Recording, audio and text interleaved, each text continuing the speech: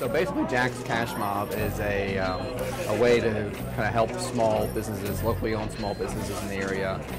It kind of takes the concept of the old flash mob, where people would come and dance at a certain time and place, and but instead of dancing around, we go and hit a locally owned small business, and we spend $10 to $20 at that business to kind of show our support, what they do for the community and their impact in the community.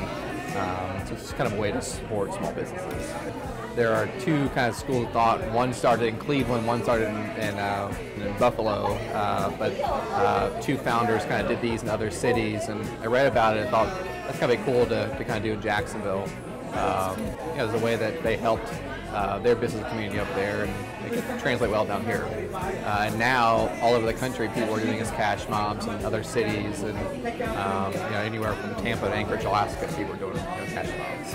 So basically, we met up at Pizza Palace here in San Marco, and we have a Facebook page, facebook.com/Jax Cash Mob, and we basically vote, and we want to kind of focus on both the downtown and the in-town neighborhoods like Riverside, San Marco, Springfield. So participants vote on what neighborhood they want to go to, and we'll kind of hit up one of the unique commercial areas in town.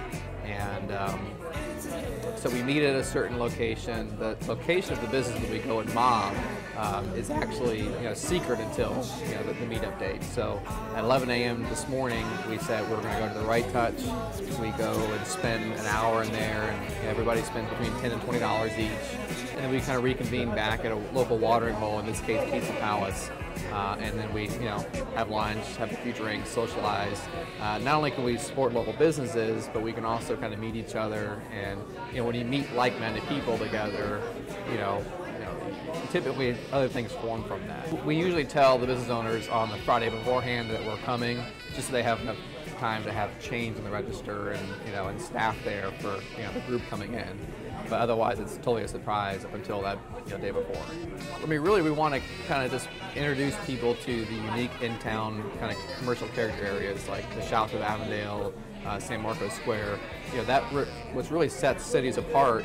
You can go to a mall in any town USA and see the same shops, but when you go to San Marcos Square, when you go downtown, when you go to the Shops of Avondale, you really see unique stores that are that you can shop. You know the people that work there.